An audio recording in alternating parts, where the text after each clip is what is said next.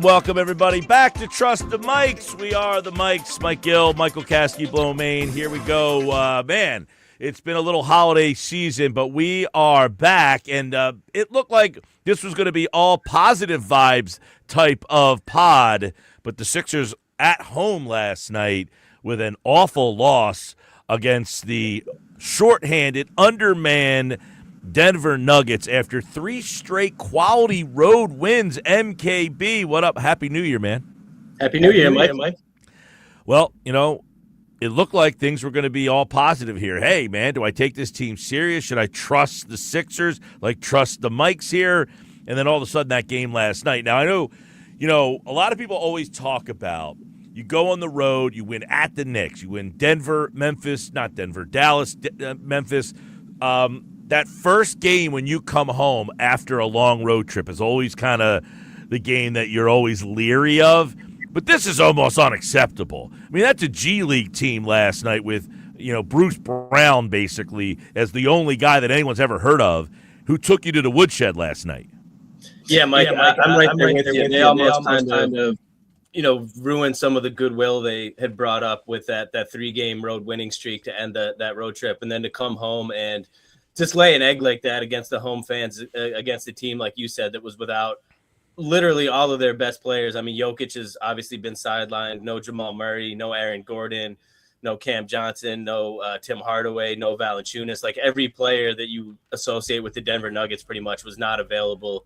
And that's inexcusable, Mike. I mean, things happen over the course of an 82-game season. Obviously, you win some games that you probably weren't expected to win. You lose some that you were probably expected to opposite. But, a game like that against a team that's missing literally its entire starting lineup is it's a tough look for sure. Yeah, and it's like you started to build some will here, and people, I mean, the national media is starting to catch on, and others. You got Austin Rivers, a guy who called the game last night. He's been on some pods. He's starting to say, hey, man, this Sixer team. Melo said it the other night. He was like, look, this team's going to be a tough out. You're starting to get the attention. Zach Lowe's pod, they were talking about teams you're not talking enough about. Heard Bill Simmons in his pod starting to talk about the Sixers a little bit. And, all of a sudden you're like, yeah, they're starting to catch on. And then that last night. Now, I know a lot of people talk about, look, there's always a couple games a year where you just don't have it, or that can't be the game last night. Now, it's a wonky, 8:30, weird start on the East to be a game at 8:30. Just talked about the road trip, that first. I know Coach Jimmy Lynam talks about this all the time, that first game after the break. But that's against normal teams. This is a Denver team that is completely devoid of talent last night. You've got Maxey, Embiid, George, Edgecombe. There's just no excuse, and it's frustrating. And it makes us have to question then, all right, I wanted to buy in. I was just about to be like, all right, should I still be feeling that way? Or is that like a one-game kind of, it's a blip on the radar? Is there something bigger there with that type of loss? Yeah, I think actually there is a little bit, Mike, because to your point, that's a game when you're at full health. I mean, this Sixers team obviously has had guys in and out of the lineup, and they're finally trending toward being healthy. Obviously, Oubre is still out. Trendon Watford is still out. But other than those guys, that team, who they haven't had, obviously, in a few weeks, that team was at full strength last night. It wasn't a back-to-back. Joel's out there. Tyrese is out there. There's no reason that should happen. And to me, it's kind of just like a microcosm of this season where there's some nights where the Sixers look good. They pull out wins. They look like a legitimate contending team. But then they take a step back against, inferior competition in the next night. And I think that's kind of just where this team is, Mike. They're competitive. They're entertaining. But they also play down to their competition. They could lose on any given night. And it just seems like they struggle to generate consistently. They struggle to pull away and get leads on teams that they should be able to kind of just run out of the building. They end up playing with their food and having these close games that come down to the final few minutes. I think they've played more close games than any other team in the league. And unfortunately, they just have a tough time closing these contests out. And I think that speaks to a little bit bigger of an issue with the team moving forward.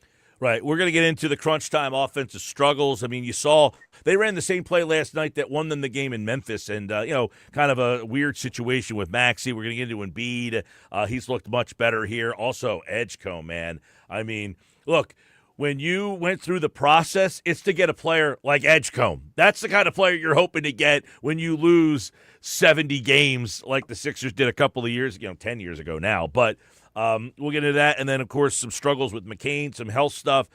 This is Trust the Mike's, a Sixers show. Michael Kasky-Blomain has covered the Sixers for a long, long time for multiple outlets, CBS Sports and more. And, of course, you can listen to me on the radio on 97.3 ESPN.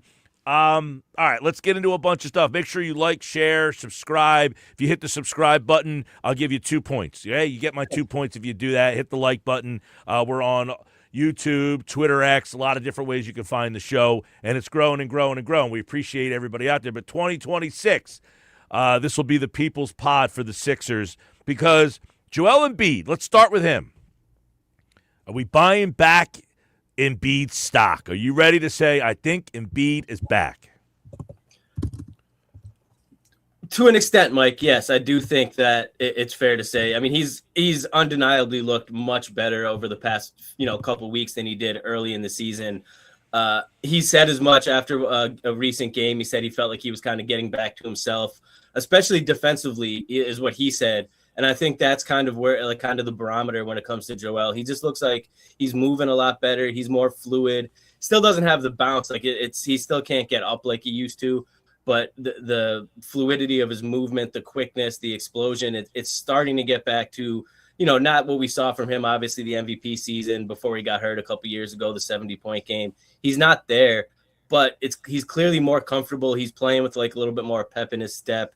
He's talking more trash, which is how that Joel's feeling good when he gets into the flow of a game and he's doing his little DX, celebration and smiling and talking trash to guys on the other team. So, right now I think that it's very encouraging what we've seen from Joel, Mike. And obviously now the task is just seeing if there's another level that he can continue to get to and if he can just continue to stay healthy in this capacity moving forward. So do you look at him, because obviously the offense is he's scoring. I don't know if the offense is elite like he was MVP Joel, but he's obviously capable of 25 to 30, 35 points in a game. Where is he defensively for you? Is he growing there too?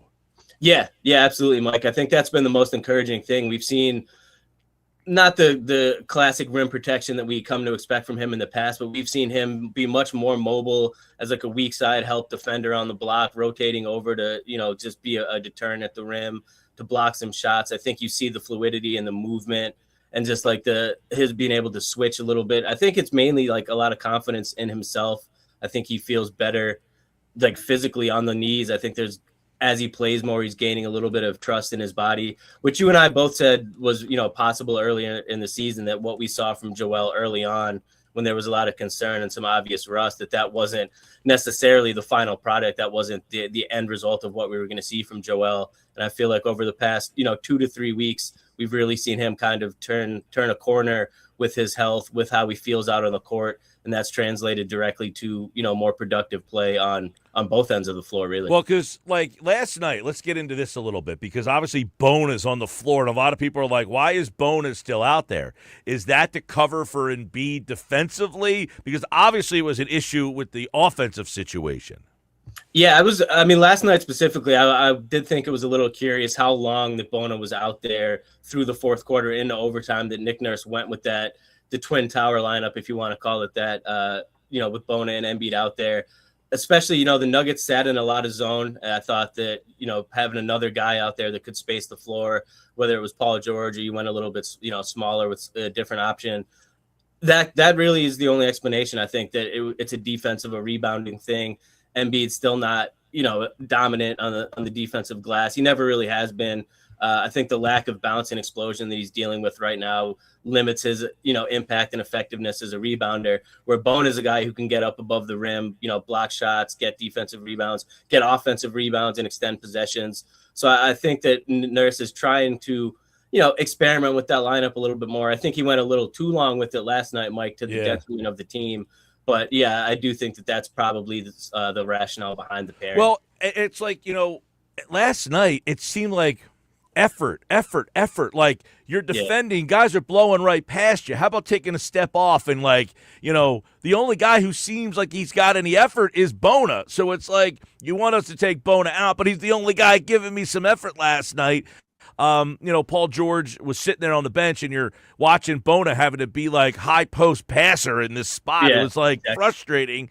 I thought he made a couple actually nice passes. The one down to Joel, he bounces somehow in there. Joel had some bad turnovers late. That fourth quarter, he was rough, man, with some of the decisions and turnovers. Very Joel-like, though. That's the frustrating thing. Yeah, you nailed it, Mike. That's a recurring issue with Joel dating back years, the sloppiness, the turnovers. I think he had 6 last night. And some of them, like you said, 4 though, late in the game. Yeah, and they're just momentum killers, out of bounds passes, like clutch possessions. You need to be more careful with the ball. That's been, a critique of his for years. And now that he is feeling better and getting back out on the floor, people can start to nitpick a little bit with the production out there. And again, like the offense is there. He's looking better defensively, but those old habits and the struggles in crunch time popped up last night, and it still remains a weakness in his game that he needs to work on and improve moving forward. Yeah, and in that situation late in the game, they're trying to they're giving him the ball, and he's getting tripled at times. I mean, it kind of still shows you what some of these defenses think of him, but you got to be quick. And then he's trying to dribble through some of this triple team pressure. That's something that you think 9 seasons, 10, whatever he's in, that's something that you'd be ready for. That game was so frustrating last night, though. From every single angle, it's a winnable game. And I said, my buddy's texting me. He said, if I'm the GM, you got to fire every coach on this staff. Like, Nurse has had a rough kind of – it looks like just when he's like, okay, he's got the same players, it doesn't help to have different guys every night. A game like that, he can't let them lose that game. No, that's a coaching loss, Mike. And it's funny, like you said, I actually just started to feel a little bit better. I mean, I've been pretty critical of Nick Nurse this season throughout his stint in Philly. I thought he's looked a little better over the past couple of weeks, but the offense, you've seen more off-ball movement. You've seen more off-ball sets. Like you said, they ran that play that worked really well with the 2-man game on the one wing and the shooter popping in the corner off a screen on the other end that they ran, several times in that Knicks win that looked good. You saw, variations of offense and creativity that you hadn't seen. And I think they lost that last night. You get into the crunch time and the offense is completely bogged down. It doesn't look like there's a plan. The rotations are wonky. So, yeah, I mean, Nick Nurse had built up a little bit of favor and credit in my eyes, and it took a step backwards last night with that performance. Right, and then, you watch the Knicks game where they had something, and they ran it to death. I mean, they absolutely ran that play to death against the Knicks on whatever night that was, Saturday night, with the 2-man. They had the little pin down on the block, and they just figured out – right, Karl Anthony Towns doesn't have a clue what's going on. You got his own teammates like, yo, they're pinning you right here. Why? It's right in your face. And and Nurse is basically, until you do something about it. And they ran, I think, the play 10 times in a row, and it worked in multiple different variations. So, I don't know. Nurse is a very interesting cog in this because that's a game last night you got to take control of. This is a players' league. They do a lot, but you got to say, all right, I'm taking over in this game. I'm not letting us lose to this team out here. That was frustrating. Let's get into some late game crunch time offensive struggles because one guy, we're going to talk more about him, he looked a little frustrated why he didn't get the last shot last night like he did against Memphis the other night. They ran the same exact play, and he buries the shot against Memphis. Last night, he's standing there wide open between the circles, top key. And I know Tyrese kind of lost the handle, so maybe that play got kind of wonky. But they've been having some struggles in the last couple minutes of games. Yeah, Mike, it's been an issue all season, and we've touched on it. But the crunch time offense, which is tough because the Sixers have just wound up in so many close games, and the execution down the stretch just leaves so much to be desired. And this goes back to Nick Nurse, Mike. It's the same thing. Like Tyrese Maxey has been great this season, obviously all-star, MVP discussion level player. His one main knock is in, crunch time when he's forced or tries to play isolation basketball. It usually does not work in his favor. He ends up taking bad shots. He ends up forcing turnovers. And instead of helping him in that situation, it just seems like every time the Sixers get in a close game, the offense turns into Maxey, go make something happen in isolation and make a play. And then that's, obviously that's what happens. You get a bad shot. You get a situation where he dribbles off his foot out of bounds when you have VJ standing at the top of the key with a decent look and some frustration, obviously, on other guys' parts. But I think to me, clutch games in the NBA, so much of that, obviously, it comes down to the players executing, but it comes down to the coach putting them in positions to succeed, calling plays, getting sets for your guys to make things easier. And I just have not seen that consistently from Nick Nurse throughout the season. It makes things very difficult for the Sixers at the end of games. Whether it's, Maxey, they go take turns, try to give Joel a possession and ISO. It's just all one-on-one individual basketball. And it's really tough to win like that down the stretch, especially when you got guys like Maxey or Joel that are drawing multiple defenders that the defense knows that they can key in on because those are the guys that you're going to go to. And you're just not seeing a whole lot of creativity from the Sixers in down the stretch of games. That and, Maxey, for whatever reason, he just does not get a call. He does not get a call. He is on the ground. He's constantly running on the court like, what do I need to do? I'm 6th in the MVP balloting right now. What do I need to do to get a call? But he's got to understand that, he's getting out of control sometimes late in these games, and he's not getting that call. That's the frustrating part. Is he's had some late-game theatrics, big moments for sure, but to me, what stands out more is these late-game missed opportunities. Yeah, absolutely, Mike. And it's tough because it's really the only knock against his season so far. But he almost seems like he gets ahead of himself or tries to play too fast or gets almost too excited to try to make something happen. Ends up, going down in a 3-on-1, 3 defenders against just him and try to get to the rim. He's not getting the call, so the finish isn't there. Jacking up, some contested threes that he's obviously capable of making, but you would just like to see things come more naturally in the flow of an offense in the closing minutes of these games. And that's a challenge that I think Nick Nurse still needs to continue to, iron out for this team. And, that's because the next kind of topic we're going to get into is you got a star next to you who wants that ball. He wants the ball late in the game. Now, I will say Robbie Hummel was doing the broadcast. Were you at the game last night? Yeah. So so Peacock does this weird thing on Tuesday nights where the two analysts sit in the seats, on the benches. I saw Austin Rivers sitting on the Nuggets bench throughout. Yeah, he's sitting next to the guy who looks like, he looks like the comedian that's in Curb Your Enthusiasm. Oh God, I can't believe I can't think of Richard Lewis. You know the guy I'm talking about? He's at every game. Yeah. He looks like Richard Lewis. Yeah. Austin Rivers is sitting next to him, and then Robbie Hummel's sitting over on the Sixers side, and he's sitting next to it looked like you sit next to Bob Myers. Yeah. Bob Myers was courtside last night. Yeah, so they're doing the broadcasts, but Hummel kept talking about every time Edgecombe would do, he's like, this guy, it's not just the buckets and the dunks, it's like a block, a steal, being in the right position. Just you're watching a guy evolve, and he's like, this guy's only 20 years old. I think he's only is he actually 19? I think he hit 20. Okay. I think he's 20 now. But you're watching a guy, and I alluded to this earlier. When you lose purposefully, you hope to end up with this guy. This guy is a star. I said a couple of weeks ago, I got to take it all back. That, I don't know if he could shoot. I don't know if if it were what. You can't get rid of this guy. This guy's the guy right here. And late in the game, now he had a terrible three-pointer last night, but they mentioned on the broadcast, Maxey throws that pass down by his feet. He's got to go down and get it and then try to bring it up to shoot. But he wants to take that shot. And by the way, he's making that shot more often than not. He struggled all night last night, but when the moment was ready, he hits the 2 big threes. He at least gets you to overtime. Like you said, Mike, I tweeted this the other night watching him play. Like, I'm running out of things to say about VJ Edgecombe already this season. Like, every positive adjective you could use to describe a rookie, a basketball player, like the maturity, the poise. To your point, like, he doesn't always have the best first half. He's not always hitting his shots, but it does not impact him down the stretch of games. Like, when the game's on the line, when there's a shot to be made or a play to be made, anything that happened previously is not weighing on this kid. And that, for a lot of other players, that takes time, like putting a tough shooting half behind you to have the confidence to knock down a game-winning shot, something like that. Like, he's made of the right stuff, Mike. Last night, the thing that stuck out to me more than the production was watching his body language. And like you said, like that Maxey play, clear disappointment and frustration on VJ's part. Not at Maxey specifically that he turned the ball over, but like, this is the guy, he wants to win. He wants to contribute to that win. He wants the ball in his hands.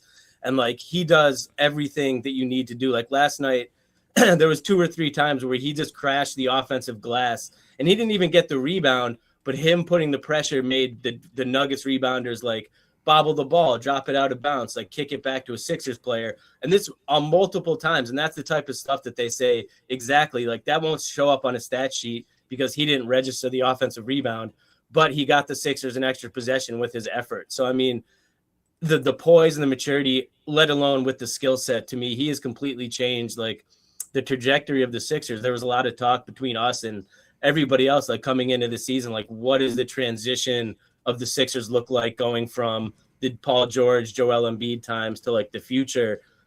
We have a clear path now, a clear bridge. Like obviously Maxey was in place, but now you have both of these guys in a backcourt for, you know, the foreseeable future. And to me, as great as Maxey is, Edgecombe has a higher ceiling, Mike, as an all-around player. Wow. As an all-around impact NBA player, I think VJ Edgecombe has the potential to be better than Tyrese Maxey, for sure. All right, so that's a topic we're going to have to get into at some point, I'm assuming, because that's a pretty big statement right there. We were talking about him against McCain, and we're going to get into McCain a little bit here. But I agree. Like, I was way off on that. You know, to me, McCain, and I don't know that McCain can't find his – he did hit a 3 last night finally, but it's clear – that he is not in their plans for right now with this team because they can't take Edgecombe off the court. He's a dog. That dude just, you can't get him off the floor. And I'll tell you what, I don't know, there was a time where they're in the timeout, and he's in Embiid's face. I don't know what they're talking about, but this dude has no fear to say, I don't care who you are. If you're not giving me what I need, I'm going to let you know it. Yeah, no, 100%, Mike. Like he is a dog, to your point, and it's so evident with like the body language and the way he carries himself on the court. Like he's a killer. Like he has everything. He's the type of guy that wants to lock you up on one end, take your lunch, and then come down and dunk on your face on the other end. And he's not content unless he does both of those things. Like a complete basketball player on both ends of the floor at 20 years old, Mike. Like this kid, he can't go out to Xfinity Live after the game and grab a Coors Light, but he could dominate almost anybody on the court in the NBA. I mean, the future for him is I was high on him after the draft pick. You know, there was the Ace Bailey talk. I thought this kid had a high ceiling, a lot of potential. He is whatever the ceiling that we thought for him could be potentially. He has blasted that thing up like way higher.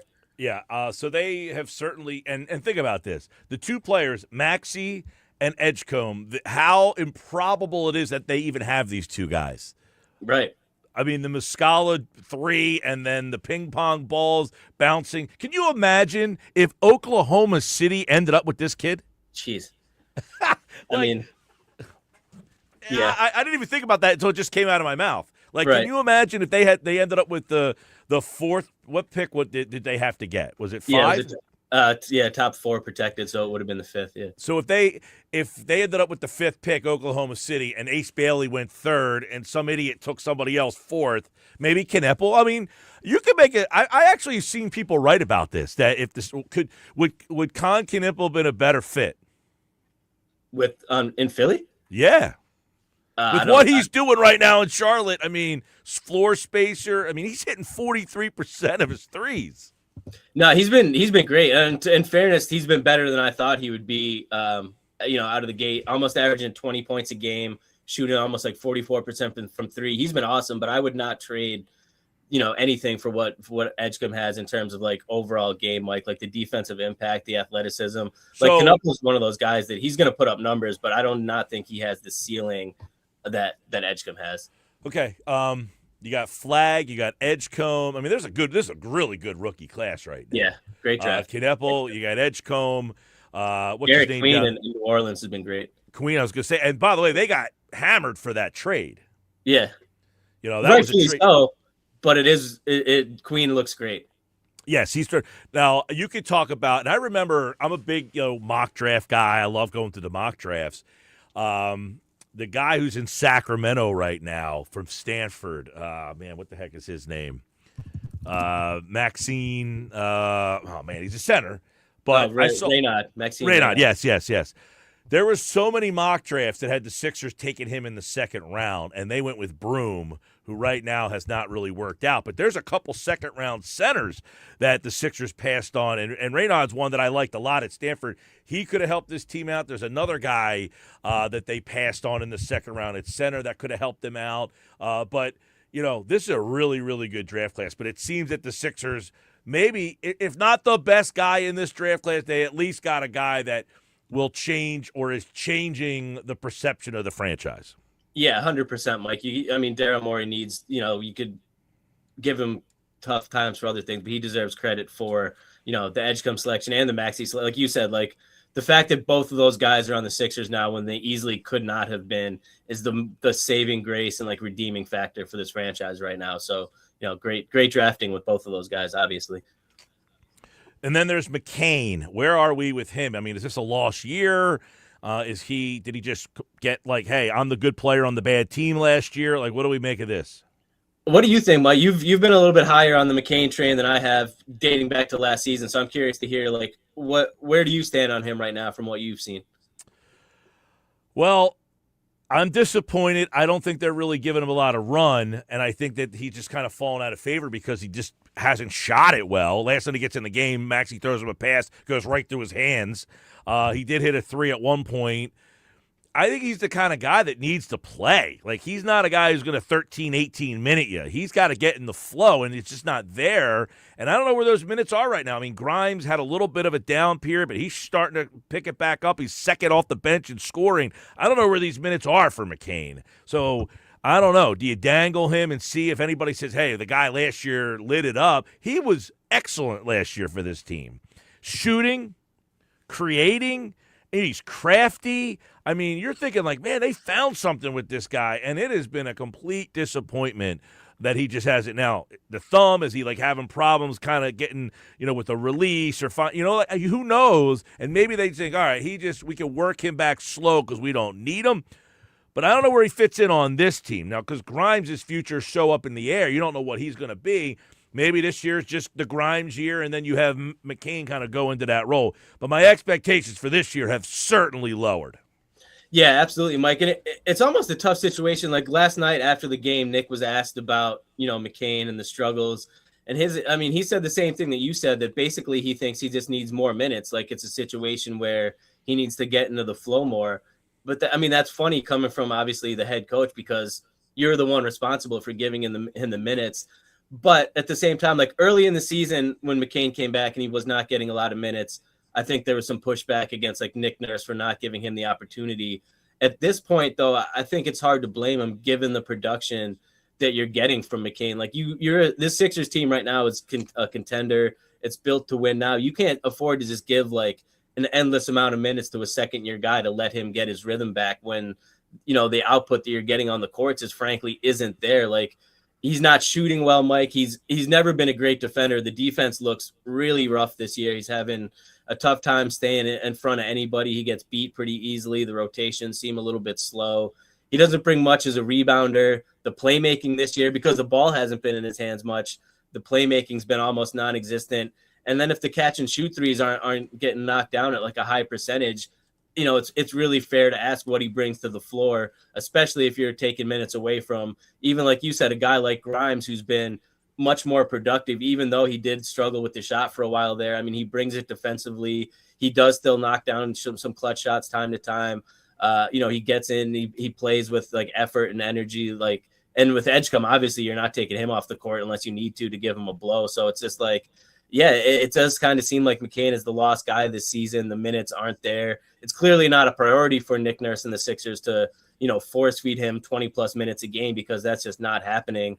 So, it is fair to wonder what his future is. Grimes probably is not a long-term piece in Philly. So maybe there's a world where, like you said, this is a season where Grimes gets the minutes, McCain's not playing a lot. Maybe next year he gets a little bit of a bigger role, but unless, he can really improve the production and what he brings in the stints that he's getting, it's hard to justify, Nick Nurse playing him much more than he has. Yeah, I mean, I can't really find minutes that I'm like, hey, he deserves them, because he's not doing much with them. Right. And I didn't hear Nurse say this last night, but I do agree that he just needs to play. Like, he's got to be a guy. He played last year and basically said, go out there and play. Go out there and run the team. You can't do that here. I mean, you got Maxey, you got Edgecombe, and quite frankly, Grimes is giving you more. And as you said, he's not moving well laterally, defensively, that kind of stuff. He's not shooting it well in the time he's getting, so he's not giving him he played the other night. Where was it? Was it in Dallas? He played like 38 minutes. They were a little shorthanded. Guys were sick. And I think in that game, when he got 35, 38 minutes, he showed a little bit of something, but not enough. Not enough. So I don't know. Is this a lost year for him? Kind of feels that way. A couple of things real quick. Oubre, Watford. It sounds like they're getting close. What do you do with them? Yeah, they are getting close, Mike. Nick said that they should be cleared for like 5-on-5s in practice in the very near future, which, as you know, is one of like those last steps. They're ramping up to the getting back to game activity. And I will be curious. I mean, I think you and I were both in agreement that Kelly Oubre was playing some really good basketball earlier this season before the injury. And to me, I think he'll honestly fit in really nicely and kind of plug into what the Sixers have been doing, in the weeks in his absence. It could bring up the question again with McCain, like, does Edgecombe or does Oubre eat even more into McCain's potential playing time if he brings back and it's kind of like another wing, another guard off the bench in the rotation there. But I think the Sixers can use Oubre defensively, out in transition, floor spacing. Like, I don't know exactly where the minutes are going to come from. Maybe you scale back a little bit of the Grimes, Edgecombe time to, preserve them a little bit. But I think Oubre will definitely be valuable. And the same with Watford. I mean, the Sixers aren't super deep in the front court, Mike. Obviously, Joel's been playing the past couple of weeks, which helps in that regard. But Watford's a guy that does a lot. I know you're a fan of him. I think he'll find a way to contribute too. Barlow and Walker have both, really kind of impressed me and stood out as guys, but they're also on the two-way deals. I think Watford can come in and eat up some minutes in that front court and be a guy that plays alongside Joel at the 4 spot and kind of gives the team a little bit of the rebounding, playmaking, scoring alongside Joel that they could use potentially in like a small ball lineup too. He could be a 4 or 5. So I think both of those guys have a spot in the rotation when they're back. Obviously, it'll be interesting to see how Nick kind of breaks down the minutes. I'm sure there'll be a little bit of a ramp-up process since it's been such a long layoff for both. But in my eyes, I think there's a role for both guys. Do you agree? Yeah, I mean, well, I'm more interested, like, what do they do with Oubre? Does he start? And for Barlow, do you get Barlow as kind of like an energy guy off the bench? Or does Oubre come off the bench and he's kind of like, hey, an instant kind of offense, because Barlow's obviously not more there for his offense.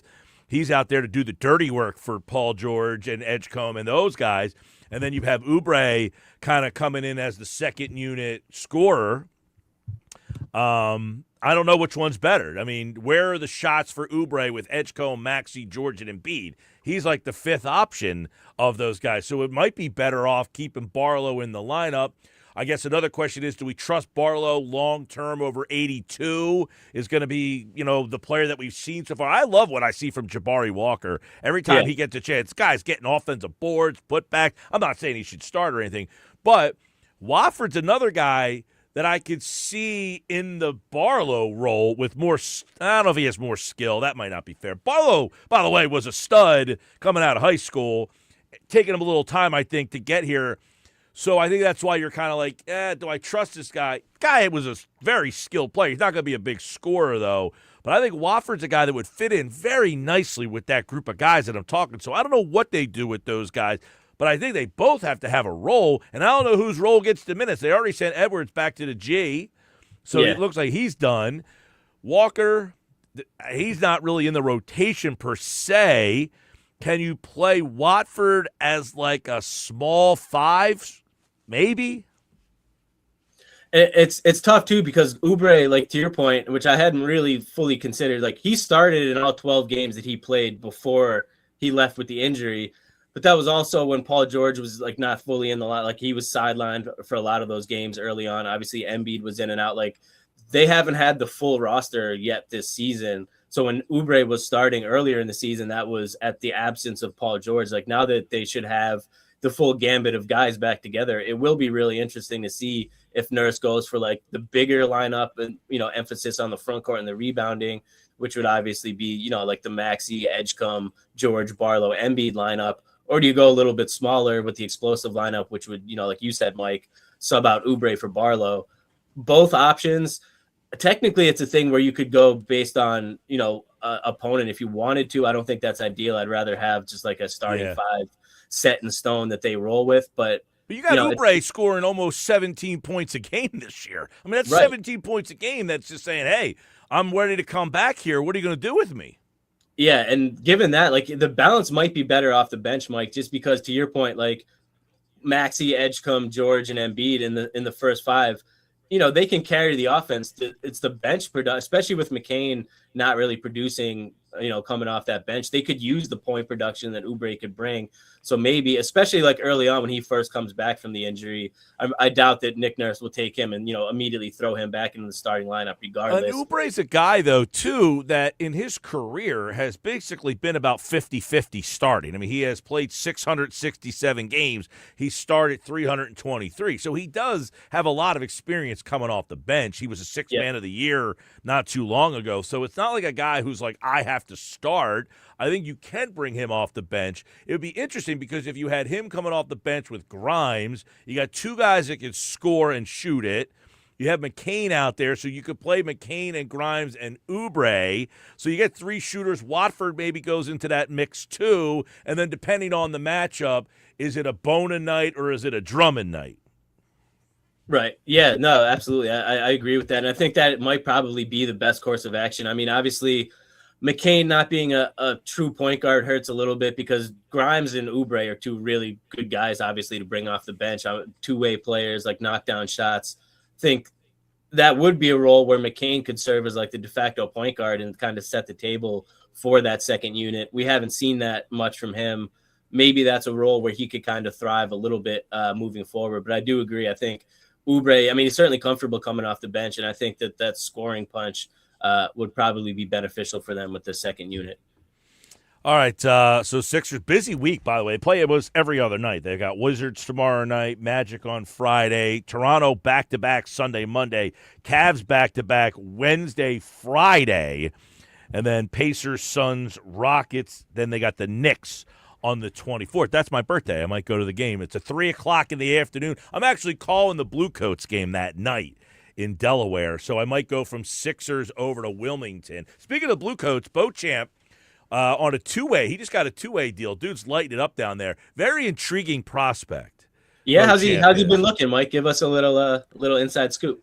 He is very athletic. He was a first-round pick, guy who was a first-round pick with the Bucks, was one of these like high school like standout studs, like Barlow. I think he played on that overtime elite team. I think he was one of those guys.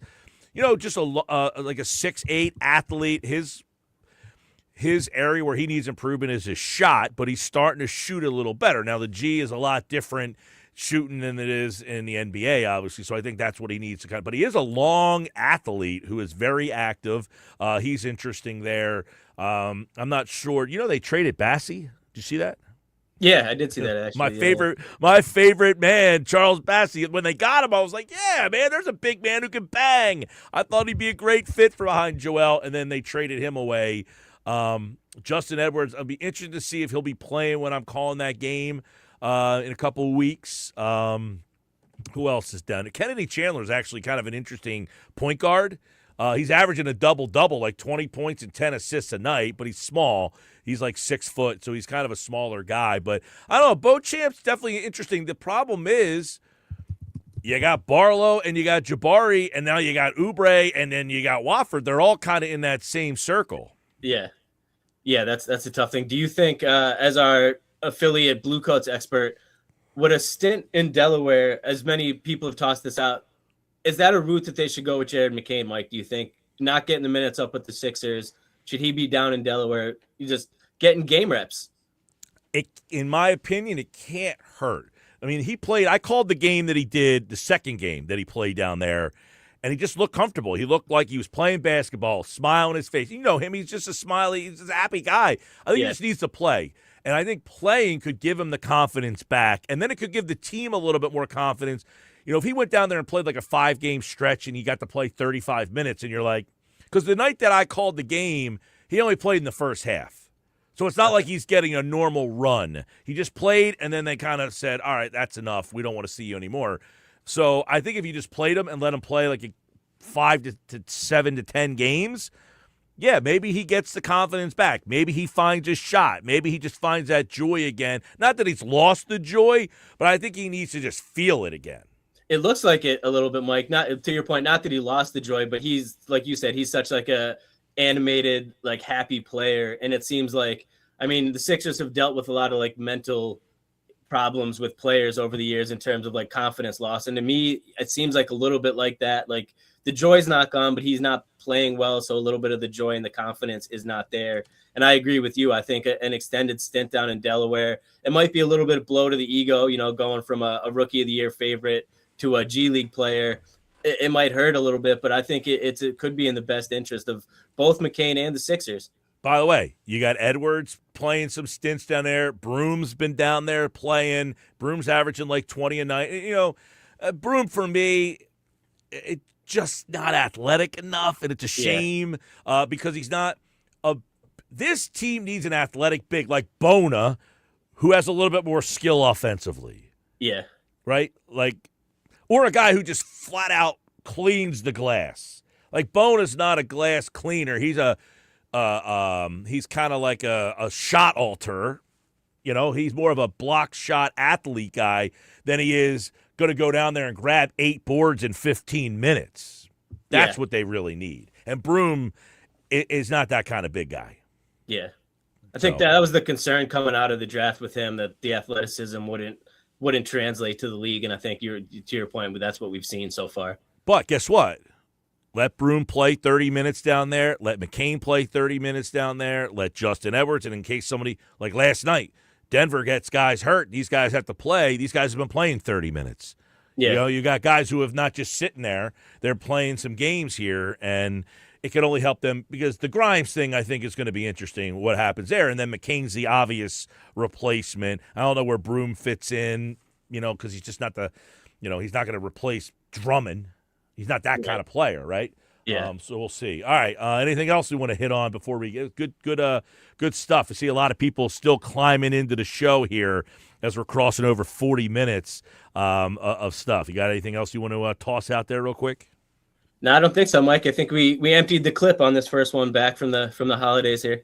Yeah, we might. You know, I mean, they had some games that I, quite frankly, you know, I was on vacation for a little while and stuff, so I might have forgot about some key things. The Dallas game. Good win. The Knicks game might have been their most impressive win of the year, by the way. Yeah. No definitely. Josh Hart in that game for them, but still took it to him. Need more of those games. That's why that loss last night to Denver was just as disappointing because you get that Knicks win, the third win in a row on that road trip. You're feeling good. And then you come home and you lay an egg in front of the home crowd against a Denver team that might as well have been their G League team. So, and by the way, you got Wizards, Magic, Toronto, Cleveland. This is a Toronto and Cleveland and Philly. They're all kind of bunched in that middle. If you could try to separate yourselves by getting 2 to 3 games of separation, the way this thing is going, could be a big difference. Yeah, for sure. Right. They definitely have some winnable games coming up, Mike. So hopefully next week when we're on the, doing our show next week, we'll be talking about a few more wins stacked up under their belt. All right, everybody. Make sure you like, share, subscribe, be a part of the show. Hit that like button, hit that subscribe button, get the bell so when we go live, you know we're there.